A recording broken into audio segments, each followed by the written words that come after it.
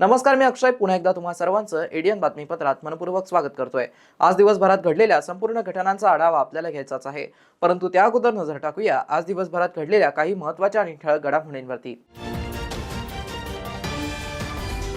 ती जमीन कागदोपत्री खासदारांच्या ड्रायव्हरच्या नावावर झाली तेव्हा त्या ड्रायव्हरचा जन्मच झालेला नव्हता, अंबादास दानवेंचा पत्रकार परिषदेत आरोप। तर बिल्डरकडून फसवणूक झाल्याचा ग्राहकाचा आरोप, अर्धवट घरे ग्राहकांना सोपवून बिल्डर गायब, महारेराच्या आदेशालाही बिल्डरकडून केराची टोपली, छत्रपती संभाजीनगरातील धक्कादायक प्रकार। आता बघूया सविस्तर बातम्या। छत्रपती संभाजीनगर शहरातील मोक्यावर असलेली जमीन कागदोपत्री खासदारांच्या ड्रायव्हरच्या नावावरती झाली तेव्हा त्या ड्रायव्हरचा जन्मच झालेला नव्हता असा आरोप उभाटा नेते अंबादास दानवे यांनी पत्रकार परिषदेत केलाय। त्यामुळे पुन्हा एकदा त्या जमिनीच्या विषयाला घेऊन राजकीय चर्चेला उधाण आलंय। संभाजीनगरामध्ये मौजे जटवाडा जोगवाडा या ठिकाणी एक जमीन आहे। ही जमीन 23 एकर 3 गुंठे आहे आणि ही जमीन 23 एकर 30 गुंठे असताना ही जमीन तशी पाहायला गेली तर महाराष्ट्र विकास मंडळाने 1917 साली संपादित केलेली। 1917 महाराष्ट्र विकास महामंडळाला संपादित करून दिले। 1917 जमिनीचं रेकॉर्ड जुनं आहे। महाराष्ट्र विकास महामंडळ विकास ऐका तुम्ही मग मी तुम्हाला नंतर ही जमीन याची जी कायदेशीर वारसदार हे कोणीच नव्हतं, ही पडीक जमीन होती म्हणून ही सरकारने कलेक्टरांनी ॲक्वायझेशन केलेली होती। ॲक्वायझेशन केल्यानंतर ही जमीन आता जो समृद्धी महामार्ग झाला याला ती पाहिजे होती, ती जमीन देण्याचे आधीच झाले। परंतु या सगळ्या प्रकरणात असं प्रकरण हे आहे की 1971 ला एक हिबानामा झाला आणि हा हिबानामा झाला, एक ड्रायव्हर आहे ज्याचं नाव आहे जावेद रसूल शेख आणि हा हिबानामा झाला 1971। 23 एकर जमीन कुळ कायद्यानं हिबानामा यांच्यावर करून दिला। तुम्ही समजून घ्या, त्याच्या आधीच ऑलरेडी संपादित केलेली आहे। संपादित झाल्यानंतर जमीन बक्षीस दिली पर्यंत, बरोबर आहे। हा हिबानामा झाला, हिबानामा ज्या व्यक्तीच्या नावावर झाला त्याचं नाव जावेद रसूल शेख। 1971 ला झालेला हिबानामा आहे। या व्यक्तीचं आधार कार्ड माझ्याकडे, त्याचा जन्म 1985 चा। कधीचा? 1985 चा जन्मापूर्वी म्हणजे तो 85 ला जन्माला, पण 71 ला त्यांनी हिबानामा केलेला आहे। आता हा व्यक्ती कोण? जावेद रसूल शेख, जे काल्डा कॉर्नरची जागा होती ज्याच्या नावावर झाली होती तोच हा जावेद रसूल शेख आहे। हा कोणाचा ड्रायव्हर आहे, कोणाचा चालक आहे मी याच्यात लिहिलेलं आहे, मी कोणाचं नाव नाही लिहिलं, पण एका सत्ताधारी पक्षाच्या संसद सदस्याचा तो चालक म्हणून नोकरी करतो। बरं, आता याचं व्हॅल्युएशन किती येतं तुम्हाला सांगावं? 1150 कोटी रुपये। 1150 कोटी। उमेद महाराष्ट्र राज्य ग्रामीण जीवनोन्नती अभियान अंतर्गत विभागीय व जिल्हास्तरीय आणि मिनी सरसरचे आयोजन दिनांक 25 फेब्रुवारी ते 1 मार्च 2026 या कालावधीत आयोजित करण्यात आले। यावर्षी विभाग स्तरावरती 57 स्टॉल, जिल्हा स्तरावरती 18 स्टॉल व मिनी सरचे 75 स्टॉल असे एकूण 150 स्टॉलचं नियोजन करण्यात आलं असून याबाबत पत्रकार परिषदेत अधिक माहिती देण्यात आली आहे। महाराष्ट्र राज्य ग्रामीण जीवनोन्नती अभियान अंतर्गत स्थापन झालेल्या आपल्या स्वयंसहायता महिलांचे समूह यांनी जी पदार्थ किंवा वस्तू तयार केलेल्या आहेत त्यांचं विभागीय प्रदर्शन आपण जिल्हा परिषद छत्रपती संभाजीनगर यांच्या मार्फत तिथील ग्राउंड वरती आपण घेणार आहोत। ते 25 तारखेपासून सुरू होणार आहे, बुधवारपासून, आणि रविवारपर्यंत असणार आहे।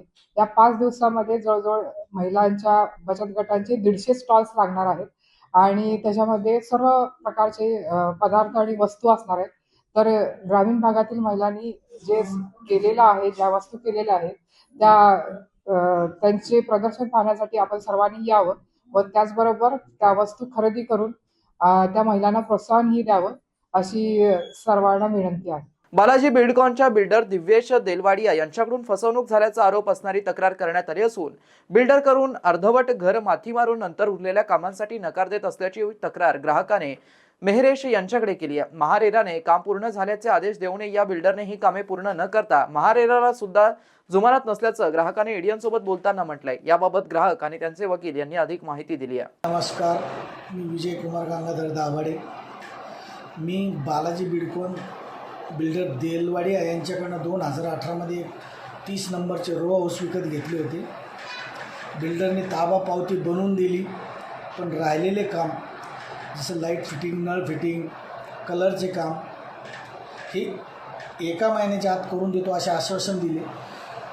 ज्यावेळेस 1 महिना झाल्यानंतर ज्यावेळेस मी बिल्डरशी संपर्क करण्याचा प्रयत्न केला त्यावेळेस बिल्डर माझा फोन घेण्यास टाळाटाळ करत होता, उडवाउडवीची उत्तर देत होता। आज देता कल देता असं म्हणता त्यांनी 1 वर्ष घातलं। शेवटी मी त्याला कायदेशीर नोटीस पाठवून माझं राहिलेलं काम करून देण्याची मागणी केली, परंतु त्या कायदेशीर नोटिसीचा पण त्याच्यावर काही परिणाम झाला नाही। शेवटी मला महारेरा पुणे येथे त्यांच्या विरुद्ध तक्रार दाखल करावी लागली। महारेरा अध्यक्षांनी माझ्या तक्रारीचा पूर्ण अभ्यास करून 24 नोव्हेंबर 2019ला बिल्डर विरुद्ध निकाल देत 1 महिन्याच्या आत राहिलेले काम करून देण्याचे आदेश दिले, पण बिल्डर महारेराच्या निकालालाही काही जुमानत नाही म्हणल्यावर तेथील रहिवाशांना काय मानत असेल। नमस्कार, मी ॲडव्होकेट रामहरी नुसते, पुणे। माझे पक्षकार विजय कुमार गंगाधर दाभाडे यांनी शेंद्रा येथील बालाजी बिल्डकॉन यांच्या 42 कॉपरस्टोन या रोहाऊस प्रकल्पातील रोहाऊस क्रमांक 3 खरेदी केलेला होता, ज्याचा संपूर्ण मोबदला हा त्यांनी त्या सदरच्या बिल्डरला दिलेला होता। रोहाऊसचा ताबा देताना या बालाजी बिल्डकॉन या बिल्डरने या रोहाऊसमधील अर्धवट कामे अपूर्ण अवस्थेत पूर्ण करून न देता ह्या बिल्डरचा ताबा या विजय कुमार दाभाडे आमच्या पक्षकारांना दिलेला होता।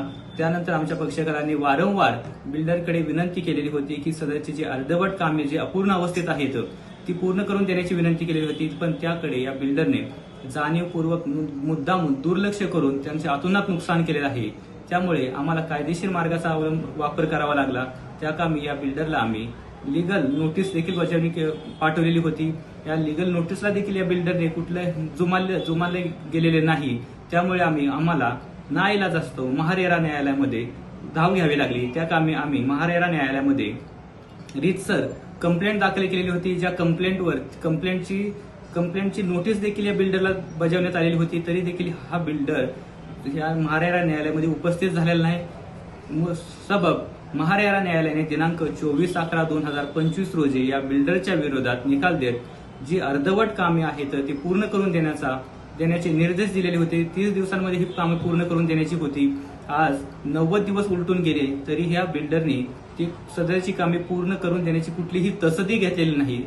त्यामुळे या बिल्डरला कायद्याचे तसेच महारेरा न्यायालयाचा कुठलाही गांभीर्य नसल्याचे दिसून येत आहे। तो महारेरा न्यायालय देखील जुमानत नसल्याचे दिसून येत आहे। म्हणून आम्हाला पुन्हा एकदा महारेरा न्यायालयाकडे धाव घ्यावी लागली आणि या बिल्डरचं रेरा रजिस्ट्रेशन नंबर हा रद्द करण्याची मागणी आम्ही महारेरा न्यायालयाकडे केलेली आहे. हिंदू हृदय सम्राट बाळासाहेब ठाकरे यांच्या भव्य पुतळ्याची उभारणी व समृद्धी महामार्गावरील सुविधांबाबत 8 दिवसात सभागृहाला अवगत करावा अशा सूचना उपसभापती डॉक्टर नीलम गोरे यांनी केल्या असून जनतेच्या तक्रारीची दखल घ्या, फूड जॉईंटची प्रत्यक्ष नोंद करा, डॉक्टर गोरे असं त्यांनी म्हटलंय. महोदय, ज्यांच्या नावाने हा रस्ता बनलेला आहे त्या हिंदू हृदय सम्राट शिवसेना प्रमुख माननीय बाळासाहेब ठाकरे यांचा भव्य पुतळा होणार अशी घोषणा झाली होती, परंतु 3 वर्ष होऊ नये अजून कुठलीही कारवाई झालेली नाही. माझी विनंती आहे की किती दिवसामध्ये हा पुतळा उभा करणार. पूर्ण माहिती घेतल्यानंतरच मी काही बोलू शकेल. त्यामुळे सन्मान्य सदस्यांना पूर्ण माहिती घेऊन मी आपल्याला सन्मान्य सदस्यांना कळवेल. नाही मेघनाताई, हा फक्त एका फक्त सदस्याचा प्रश्न नाही आहे. तर सरकारकडून आता अधिवेशन चालू आहे, तर तुम्ही 8 दिवसामध्ये याचं निवेदन करा ना. 8 दिवसामध्ये अधिवेशन संपण्याच्या पूर्वी याच्यावर निवेदन करा जे आहे ते. आणि एक माझी छोटी विनंती आहे की मी विनंती करते, मुद्दाम निर्देश असं म्हणत नाही त्याला, की 22 ठिकाणी आपण म्हणतोय ना की चाललेत फूड जॉईंट्स, तर तुम्ही तुमच्या अधिकाऱ्यांच्याच मार्फत, म्हणजे अगदी आम्ही परत आमदारांना सांगत नाही काम, ते हे 22 फूड जॉईंट्सचं दिवसातून 2 वेळेचं रेकॉर्डिंग केलेलं आम्हाला दाखवा पुढच्या आठवड्यामध्ये. कारण मी स्वतः पण नाशिकला जाऊन आले गेल्याच आठवड्यामध्ये, आणि समृद्धी महामार्गावर महिलांच्या स्वच्छतागृहाचा तर प्रॉब्लेम आहेच आहे, पण फूड जॉईंटसुद्धा नाही आहेत, महिला स्वच्छतागृहही नाही आहेत. आता महिला स्वच्छतागृहाच्या आतले तर व्हिडिओ मी मागणं मला योग्य वाटत नाही आहे, पण ते काम झालं आहे की नाही मी परत जाणार आहे 1 तारखेला नाशिकला, तर त्यावेळेला मी पाहते स्वतःच. आणि याचे व्हिडिओ हे 22 फूड जॉईंट्स सकाळी आणि संध्याकाळी कसे चालू आहेत याचा एक व्हिडिओ आम्हाला तुमच्या अधिकाऱ्यांना द्यायला सांगा. तुम्ही आम्हाला बोलवा की आमच्या दालनामध्ये या दाखवा, आणि याही संबंधित अधिकाऱ्यांना दालनामध्ये दाखवा. बाकी काही नाही. त्यांना सुपरविजनमध्ये कुठेतरी आपण कमी पडतोय का असं मला प्रश्न वाटतो. कागदोपत्री उघडी आहेत पण प्रत्यक्षात तिथे फूड जॉईंट्सला काही उपलब्धता नाही आहे असं लोकांची तक्रार आहे. तर मग वेळा म्हणा किंवा त्याची माहिती म्हणा, आणि गुगलवरती हे टाकायला पाहिजे आपल्याला की रेस्टॉरंट म्हटलं तर ती जवळ दिसली पाहिजे चालू आहे त्यावेळेला अशी. तर ते एक करून घ्या तेवढं. ठीक आहे, आपल्या सूचना निश्चितच आम्ही पूर्ण करून घेऊ. ठीक आहे. शासकीय मुद्रणालयातील कामगारांचे विविध प्रश्न सोडवणुकीसाठी महाराष्ट्र गव्हर्नमेंट प्रेसेस एम्प्लॉईज फेडरेशनच्या वतीने दररोज सकाळी 2 तास काम बंद आंदोलन करत धरणे आंदोलन सुरू आहे. त्यांच्या मागण्या मान्य न झाल्यास राज्यस्तरावरती आंदोलन तीव्र करण्याचा इशारा संघटनेच्या वतीने देण्यात आलाय. महाराष्ट्र शासनाच्या उद्योग विभागाच्या अखत्यारीतील 8 शासकीय मुद्रणालयातील कामगारांनी दिनांक 20 फेब्रुवारी 2026 ते 24 फेब्रुवारी 2026 या कालावधीत प्रलंबित मागण्यांसाठी रोज सकाळच्या सत्रात 2 तास काम बंद करून धरणे आंदोलन सुरू केलं आहे. मुद्रालयीन पदाचा आढावा 2017 पासून प्रलंबित आहे. नवीन सेवा प्रवेश नियम सन 1996 पासून मंजूर झालेले नाहीत. पदांचा आढावा आणि सेवा प्रवेश नियम मंजूर झाले नसल्याने कामगार भरती ठप्प आहे. एकूण पदांपैकी 40% पदे रिक्त असून त्यांचा प्रचंड ताण कार्यरत कर्मचाऱ्यांवरती येत आहे. त्यामुळे त्यांच्या विविध प्रश्नांकरिता दिनांक 3 नोव्हेंबर 2025 रोजी राज्याचे उद्योगमंत्री उदय सामंत यांनी संघटना आणि प्रशासकीय अधिकाऱ्यांची बैठक घेऊन 2 महिन्यात प्रश्न सोडवण्याचे स्पष्ट आदेश दिले असतानाही उद्योग विभाग आणि संचालक मुद्रण विभाग यांनी कार्यवाही केली नसल्याने कामगारांमध्ये कमालीची नाराजीची आणि संतापाची भावना आहे. या सर्व प्रश्नांच्या सोडवणुकीसाठी महाराष्ट्र गव्हर्नमेंट प्रेसेस एम्प्लॉईजेस फेडरेशन आंदोलन सुरू केलं आहे. मुंबई, पुणे, नागपूर, कोल्हापूर, संभाजीनगर व वाई येथील शासकीय मुद्रणालयामधील 2 तास धरणे आंदोलन झालं असूनही आंदोलनाची दखल शासनाने घेतली नाहीये. तर दिनांक 25 फेब्रुवारी 2026 रोजी एकदिवसीय लाक्षणिक संप पुकारण्याचा इशारा संघटनेच्या वतीने देण्यात आलाय. यावेळी संघटनेचे अध्यक्ष शिवनाथ ठोंबरे, सरचिटणीस देवानंद लांडगे, उपाध्यक्ष बाळासाहेब गावडे, माजी सरचिटणीस कैलाश जगताप, कार्यपक्ष संदीप वाघमारे, सल्लागार मनोज मोयकळे, कैलाश रघु, नरसिंग गरगटे, अतुल मेसरे, नायरन भालेराव, श्याम जाधव, संदीप सातदिवे, उमेश टाले, सुप्ती जोशी, वसंत बागडे यांच्यासह संघटनांचे अन्य पदाधिकारी मोठ्या संख्येने उपस्थित होते. आपला महासंघ Maharashtra government presses employees federation यांच्या दिनांक 9 फेब्रुवारी 2026 रोजी संघटनेचे महासंघाचे अध्यक्ष व त्यांची सर्व कार्यकारिणी आणि 8 मुद्रणालयातील अध्यक्ष सरचिटणीस यांच्या सर्वसाधारण सभेमध्ये कर्मचाऱ्याच्या प्रमुख आणि जिव्हाळ्याच्या मागण्यासाठी दिनांक 20, 21, 23 आणि 24 या 4 दिवसाचं मुद्रणालयाच्या प्रवेशद्वारासमोर 2 तासाचं म्हणजे 10 ते 12 या 2 तासाचं ठिय्या आंदोलन आणि उग्र असे निदर्शने या ठिकाणी घेण्यात महासंघाचे आदेश झालेत आणि त्या आदेशान्वये या ठिकाणी 2 तासाचे ठिय्या आंदोलन सुरू आहेत. आज आपल्या आंदोलनाचा 3रा दिवस आहे. मित्रांनो, आपल्या या आंदोलनाच्या प्रमुख मागण्या आकृतीबंध सेवा प्रवेश नियम, रिक्त पद सरळ सेवेने भरण्यात यावी आणि पर्यवेक्षकीय पद आणि व्यवस्थापकीय पद या ठिकाणी तात्काळ भरण्यात यावी. सर्व मुद्रणालयातील 3रा आणि 2रा आणि 4था शनिवार हा मिळावा, सुट्टी मिळावी. विशेष मुद्रण भत्ता या ठिकाणी देण्यात यावा. प्रगती तपासणीस या पदावरती जे शासनाने वसुली सुरू केलेली आहे ती वसुली कर्मचाऱ्याला परत देण्यात यावी. चुन्नाभट्टी येथील शासकीय वसाहतीमध्ये ज्या शासनाकडून सुविधा मिळायला पाहिजे, सुख सुविधा त्या मिळत नाही, त्या मिळायला पाहिजे. मुद्रालयातील व्यवस्थापकीय पर्यवेक्षकीय पद हे तात्काळ भरण्यात यावी.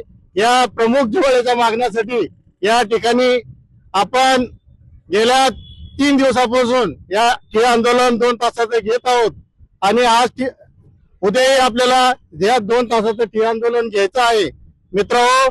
आणि या 4 दिवसाच्या आपल्या ठिय्या आंदोलनाची दखल या शासनाने घेतली नाही तर आपल्याला 25 फेब्रुवारी 2026 रोजी या राज्यातील 8 मुद्रणालये व लेखन सामुग्री हे 1 दिवसाचा लाक्षणिक संप या ठिकाणी घेणार आहेत. मित्रांनो, आपल्या या एकजुटीचा आपल्याला त्या 1 दिवसाचा लाक्षणिक संपामध्ये सर्वांनी सहभाग घेऊन या शासनाला आपली या ठिकाणी एक ताकद दाखवायची आहे आणि आपल्या ज्या मागण्या आहेत ह्या आपल्या एक शक्तीच्या ताकदीवरती आपल्याला शासनाकडून आपल्या पत्रात पाडून घ्यायच्या आहे. महासंघाचे आदेश येतील, राज्य सरकारी कर्मचारी मध्यवर्ती संघटनेचे आदेश येतील, त्या आदेशान्वये आपल्याला आपले आंदोलन या ठिकाणी घ्यायचे आहेत आणि आपण या सर्वांनी या ठिकाणी संघटनेचा मान ठेवून या ठिय्या आंदोलनाला आपण सर्व या ठिकाणी 100% उपस्थित आहात. आपल्या सर्वांचे संघटनेच्या वतीने या ठिकाणी आभार मानतो. शहरवासियांना एक सुवर्ण संधी. तुम्ही एखादा व्यवसाय करताय का? तर मग एडियन वरती जाहिरात करा आणि मिळवा व्यवसायात मोठा फायदा. तर वाट कसली बघत आहात? आत्ताच खाली दिसत असलेल्या नंबरवरती संपर्क करा.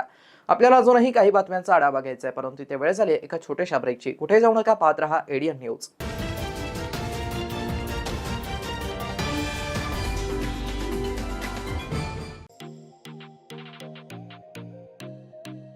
शहराच्या मध्यवर्ती भागामध्ये व्यवसाय सुरू करण्याची एक सुवर्ण संधी.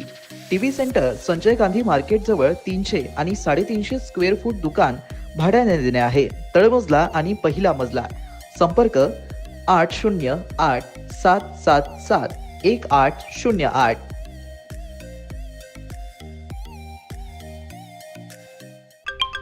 हेलो, विनय ग्लोबल करियर से बोल रहा हूँ. आप कंबोडिया में कॉल सेंटर जॉब के लिए सिलेक्ट हो गए. 1.25 लाख तनख्वाह, रहना और खाना बोनस अलग, ज्वाइनिंग अगले हफ्ते. इतनी जल्दी? ये तो वीजा भी. अरे टूरिस्ट वीजा पे जाके ट्रेनिंग शुरू करो, वर्क वीजा वहीं मिलेगा. ट्रेनिंग में तौबा तो वाला डांस सिखाओगे? डांस? कैम्बोडिया जाकर मेरा पासपोर्ट छीन लोगे, गुलामी करवाओगे, साइबर अपराध कराओगे, तो मैं तो तौबा ही करूंगा ना. मैं नहीं फंसूंगा. कई फर्जी एजेंट्स विदेशी नौकरी का झांसा देकर आपको फंसा लेते हैं.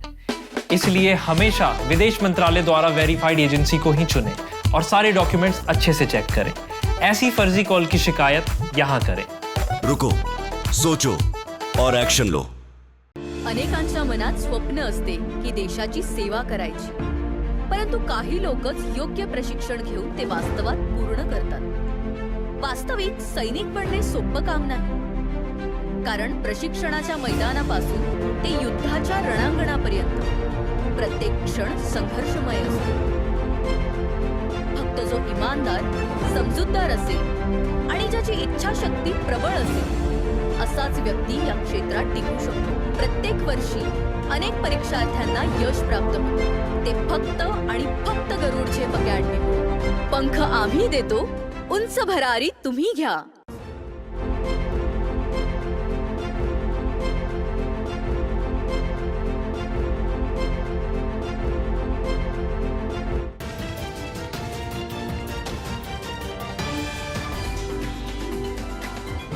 ब्रेकनंतर पुन्हा एकदा स्वागत. आपण बघत आहात एडियन बातमीपत्र. सामाजिक कार्यकर्त्या जयश्री खाडीलकर यांनी भाजप नेते डॉक्टर भागवत कराड यांच्यावरती केलेल्या गंभीर आरोपाने राज्यात खळबळ उडाली असून डॉक्टर कराड यांनी आपल्या मुलाच्या अवघ्या 1 वर्ष जुन्या आणि अवघे 25 लाख रुपये भागीदारी असलेल्या LNK green energy product limited कंपनीला तब्बल 4700 कोटीचे कंत्राट मिळवून दिल्याचा गौप्यस्फोट त्यांनी केलाय. हे कंत्राट पैठणच्या जायकवाडी धरणावरील तरंगत्या सौर ऊर्जा प्रकल्पाशी संबंधित असल्याचंही त्यांनी सांगितलंय. नमस्कार. आज मी तुम्हाला भागवत कराड यांची कहाणी सांगणार आहे. तर हे भागवत कराड कोण आहेत? भागवत कराड हे औरंगाबादचे महापौर होते आणि ते स्वतः MBBS आहेत, MD आहेत. त्यांचं एक स्वतःचं हॉस्पिटल आहे कराडला, कराड हॉस्पिटल म्हणून एक हॉस्पिटल आहे. ते आहेत मूळचे औरंगाबादचे. तर हे भागवत कराड जे होते त्यांना अचानक भाजपाने राज्यसभेवरती पाठवलं खासदार म्हणून. का पाठवलं? कारण पंकजा मुंडे ह्या ज्या नेत्या आहेत त्यांचा दबाव वाढत होता, त्यांचं बळ वाढत होतं आणि त्यांच्यासमोर एक कोणतरी नेता तुल्यबळ उभा करायचा म्हणून भागवत कराड यांना भाजपने प्रमोट केलं. भागवत कराड यांना केंद्रात पाठवल्यानंतर आणि त्यांना खासदारकी राज्यसभेची दिल्यानंतर त्यांना लगेच मंत्रिपदही दिलं. ते केंद्रात राज्यमंत्री होते. हे राज्यमंत्री असताना विजेशी संबंधित म्हणजे जे पर्यायी वीज आपण नैसर्गिक वीज किंवा वेगवेगळे विजेचे जे स्रोत आता आपण आजमावतोय तर त्या कमिटीवरती सुद्धा त्यांना घेतलं. आता सध्या ते खासदारी नाही आहेत आणि सध्या ते मंत्री नाही आहेत. पण अलीकडेच म्हणजे आत्ता जी दावोसला आपली टीम गेली होती त्या टीमने मुख्यमंत्री फडणवीस यांच्या नेतृत्वाखाली त्या टीमने LNK ग्रीन या कंपनीशी करार केला. हा करार जो होता तो 4700 कोटींचा करार आहे आणि हा करार कशासाठी आहे तर सोलर एनर्जी तयार करण्यासाठी. आणि सोलर एनर्जी जायकवाडीचे जे धरण आहे आणि त्याचं जे पाणी आहे त्याच्यावर तरंगते सोलर पॅनल लावायचे अशी कल्पना आहे. आणि त्याशिवाय सोलर मॉड्यूल्स काय काय जे असतात ते पण निर्मिती करायची अशी एक कल्पना आहे. आणि त्याच्यासाठी हा 4700 कोटींचा करार करण्यात आला. कोणाशी करार केला? LNK ग्रीनशी. आता ही LNK ग्रीन कंपनी कोणाची? ही LNK ग्रीन कंपनी ही भागवत कराड यांचे जे पुत्र आहेत वरुण कराड यांची कंपनी. किंबहुना भागवत कराड यांनी सांगितलं की हे सगळे जो कंत्राट होतं सोलर एनर्जीचं ते गुजरातला जाणार होतं, पण LNK ग्रीनमध्ये माझा मुलगा असल्यामुळे हे जे कंत्राट आहे हे महाराष्ट्राला मिळालं असं त्यांनी खुलेपणाने सांगितलं. वरुण कराड जो आहे त्यांनी ही कंपनी कधी स्थापन केली? त्यांनी ही कंपनी जून 2025 मध्ये स्थापन केली. म्हणजे केवळ 1 वर्षापूर्वी त्यांची LNK कंपनी स्थापन झाली. या LNK कंपनीचं भाग भांडवल किती आहे तर केवळ 25 लाख रुपये. म्हणजे केवळ 25 लाख रुपये भाग भांडवल. या LNK या कंपनीला सौर ऊर्जा निर्मितीचा कुठलाही पूर्व अनुभव नाही अशी ही कंपनी. आणि ह्या कंपनीला 4700 कोटींचं सौर ऊर्जा निर्माण करण्याचं एक कंत्राट देण्यात आलेलं आहे. आता ही जी LNK कंपनी आहे LNK कंपनीमध्ये आणखीन 2 पार्टनर आहेत. हे 2 पार्टनर कोण आहेत? एक पार्टनर आहेत त्यांचं नाव आहे परितोष लाधानी. परितोष लाधानी यांचं SLMG अशी म्हणून एक कंपनी. आता ही कंपनी काय करते तर ही आपल्या देशभरात जे कोका कोलाच्या बाटल्यांचं बॉटलिंग करते ते सगळं बॉटलिंग ही SLMG जी कंपनी आहे ती करते. म्हणजे यांचा सौर ऊर्जेशी काही संबंध आहे का? सूत्रम संबंध नाही आहे. त्याच्याबरोबर एक दुसरी कंपनी आहे. ती दुसऱ्या कंपनीचं नाव आहे रे एनर्जी. आता ही रे एनर्जी जी कंपनी आहे त्याचे प्रमुख कुशाग्र म्हणून आहेत. पण ही रे एनर्जी जी कंपनी आहे ती गेली अनेक वर्ष हे सौर ऊर्जेचं उत्पादन करते. त्यामुळे त्यांना याची माहिती निश्चितपणे असणार आहे. ह्या कंपनीचं ही जी रे एनर्जी कंपनी आहे त्या कंपनीचं head office registered head office जे असतं ते उत्तर प्रदेशात नॉयडामध्ये आहे. आणि वरुण कराड यांनी जे नवीन LNG कंपनी काढली आहे ज्या कंपनीशी आपण कंत्राट केलेलं आहे 4700 कोटी रुपयांचं त्या कंपनीचं सुद्धा हेड ऑफिस हे नॉयडा उत्तर प्रदेश आणि साधारण तोच पत्ता आहे. तर अशा एका अत्यंत नवीन कंपनीला केवळ त्या कंपनीमध्ये CFO म्हणा किंवा CEO म्हणून वरुण कराड आहेत जे भागवत कराड यांचे पुत्र आहेत म्हणून त्यांना हे कंत्राट देण्यात आलेलं आहे. नाहीतर तुमच्या आमच्यासारखी 1 वर्ष जुनी केवळ कंपनी असते आणि जिचं भागभांडवल केवळ 50 लाख रुपये असतं तर मला वाटत नाही 4700 कोटीचं कंत्राट त्यांना मिळालेलं आहे. त्यामुळे भागवत कराड असल्यामुळे भागवत कराड आधी मी तुम्हाला सांगितल्याप्रमाणे वीज उत्पादनाच्या विविध कमिटीवरती होते केंद्रामध्ये आणि आता त्यांचा दबाव आणि तेवढे त्यांचे कनेक्शन्स असतील म्हणून त्यांच्या मुलाला एक एवढं मोठं कंत्राट मिळालेलं आहे आणि ते आता महाराष्ट्रात सौर ऊर्जेचं उत्पादन करणार. धन्यवाद. बॅनर काढताना झालेल्या अपघातात मनपा कर्मचारी दगावल्या प्रकरणी आणखीन एक कर्मचाऱ्याच्या विरोधात गुन्हा दाखल करण्यात आला असून सदर गुन्हा मागे घ्यावा आणि बॅनर आणि प्रिंटिंगशी संबंधित कायदे कडक करण्यात यावेत अशी मागणी नगरसेवक अशोक हिवराळे यांनी एडीएन सोबत बोलताना केली आहे. अमोल जाधव हा माझा कर्मचारी होता, माझा नातेवाईक होता, माझ्या संघटनेचा कार्यकर्ता होता. याच्यावरती जो आघात झाला, याच्या परिवारात जो आघात झाला, हा आघात व्हायला नाही पाहिजे होता, ही वेळ यायला नव्हती पाहिजे. परंतु दुर्दैवानं ही घटना घडली. त्या घटनेचा सर्वश्री याचे जिम्मेदार ते बॅनर लावणारे कार्यकर्ते, ते बॅनर छापणारे कंपनी, हे त्यांचे सगळ्या गुन्हेगार आहे. आपला कर्मचारी, महानगरपालिकेचा कर्मचारी याच्यावर गुन्हेगार, हा गुन्हेगार नाहीये. म्हणून याच्यावरती हा गुन्हा वापस व्हायला पाहिजे, हा गुन्हा रद्द व्हायला पाहिजे. हे परिवार, जाधव परिवार जो आहे, बाकीचा अमोलचा परिवार आहे, हा परिवार आमचा नातेवाईक आहे, संघटनेच्या निगडीत आहे. आणि यांच्या परिवाराला आम्ही जाऊन भेटलो. मी त्यांना सांगितलं, तुम्हाला तात्काळ म्हणजे 2 महिन्याच्या आत ऑर्डर आणून देऊन घरी विम्याचे पैसे बी दिले जातील. परंतु तुम्ही चिंता करू नका, तुमच्या परिवारासोबत मी आहे, माझी संघटना आहे, आमची सगळे एमआय पार्टी सुद्धा आहे. आम्ही संघटनाचे एक शिष्टमंडळ जलील साहेबाच्या घरी गेलो. जलील साहेबांना सांगितलं की सर अशी अशी घटना घडली. जलील साहेब बोलले की मला माहित आहे, मी बघितलंय, वाचलंय. मग जलील साहेबांनी मला सांगितलं की तुम्ही त्यांच्या घरी जा, त्या परिवाराला धीर द्या आणि त्यांना सांगा की जलील साहेबाचा पण तिथं निरोप आहे. सांगितलं जलील साहेबांनी की मी आयुक्ताशी बोलतो, विम्याच्या बाबतीत बोलतो आणि त्या ऑर्डर त्या मुलीला लवकरच्या लवकर कशी मिळवून देता येईल, आपण सगळे तिथं बसून ऑर्डर काढून घेऊ, असं मला जलील साहेब स्वतः बोलले.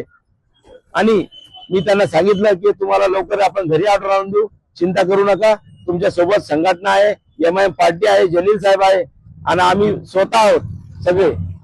याच्यामध्ये आम्ही बिलकुल समाधानी नाहीये. आम्ही याच्यामध्ये खूप नाराजी व्यक्त झालेली आहे. पुणे शहरातून, संघटनेतून, आमच्या महानगरपालिकेतून याच्यावर नाराजी व्यक्त झालेली आहे. याच्यामध्ये आमच्या महापालिकेच्या कर्मचाऱ्यावर गुन्हा दाखल करायला नाही पाहिजे होता. त्याचं कारण आहे की महापालिकेच्या कर्मचाऱ्यांना, सफाईच्या कामगारांना, स्वच्छताच्या कर्मचाऱ्यांनी आणि तिथल्या संबंधित जवानांनी हे त्यांचं कामच नाहीये. पहिला मुद्दा. दुसरा मुद्दा, त्यांनी त्यांचं काम सोडून कोण पोस्टर लावतंय, कोण बॅनर लावतंय, हे अतिक्रमण विभागाचा विषय आहे. अतिक्रमणानं त्याच्याकडे लक्ष द्यायला पाहिजे होतं.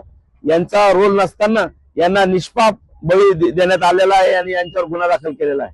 बॅनरच्या प्रिंटर ज्या मशीन असतात, त्या मशीन असतात, जिथं जी कंपनी असतात, त्या कंपनीमध्ये बॅनर छापायला गेले असता कोणी पण, कुठल्याही पक्षाचा कार्यकर्ता असो की साधा कार्यकर्ता असतो, यांना सरळ त्या बॅनरच्या कंपनीनं सांगायला पाहिजे, तुम्ही महापालिकेतून जा, रितसर पावती आणून द्या, रितसर पावती घ्या, त्यावेळेस आम्ही तुमची बॅनर छापण्यात येईल, नसता तुमचं बॅनर छापण्यात येणार नाही.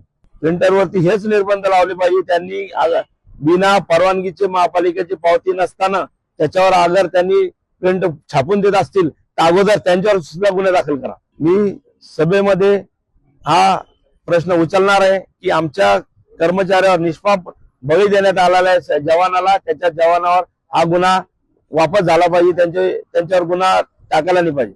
12वी अर्थशास्त्र परीक्षेस अधिकाऱ्यांनी परीक्षा केंद्रांना भेट देऊन प्रत्यक्ष पाहणी केली. कॉपीमुक्त अभियानास बळ देण्याचा प्रयत्न केला तर त्यामुळे विद्यार्थ्यांमध्ये आत्मविश्वासाचं वातावरण दिसून आलं.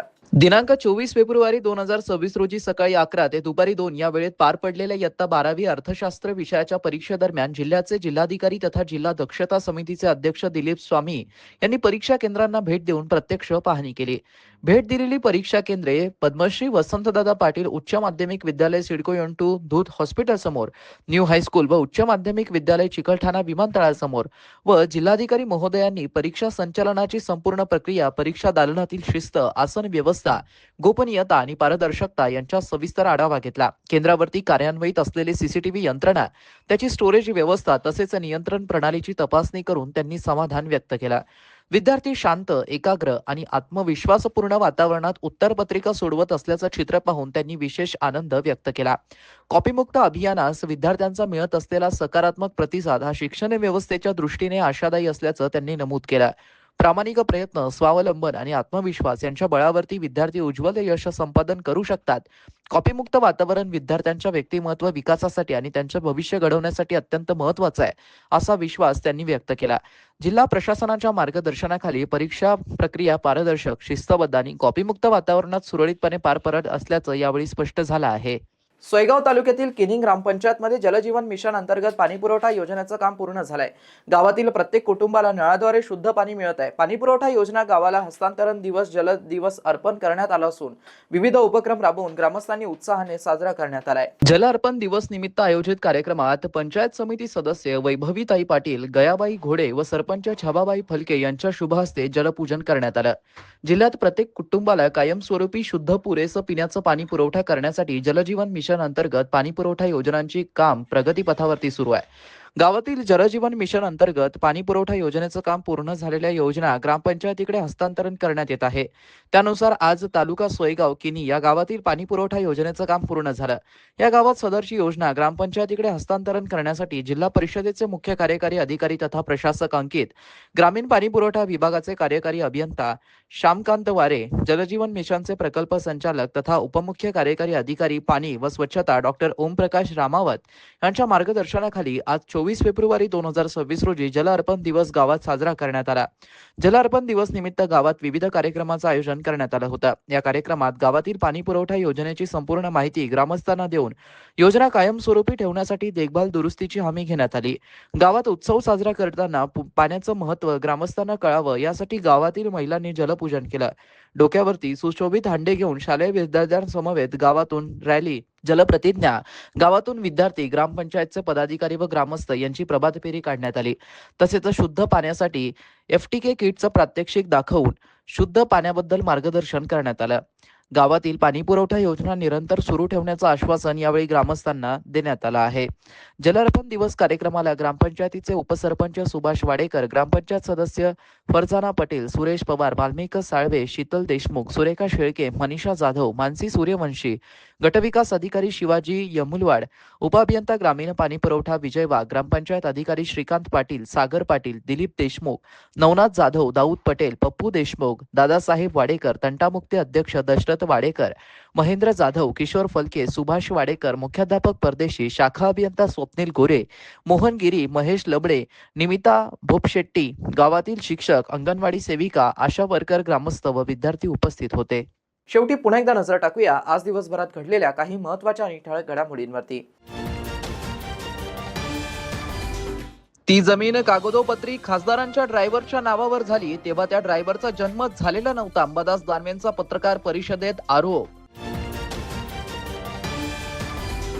तर बिल्डरकडून फसवणूक झाल्याचा ग्राहकाचा आरोप. अर्धवट घरे ग्राहकांना सोपवून बिल्डर गायब. महारेराच्या आदेशालाही बिल्डरकडून केराची टोपली. छत्रपती संभाजीनगरातील धक्कादायक प्रकार. आणि याबरोबरच हे बातमीपत्र इथे संपलं. पुन्हा भेटूया पुढील बातमीपत्रात. तोपर्यंत पाहत रहा आपल्या हक्काचं बातमीपत्र ADN न्यूज.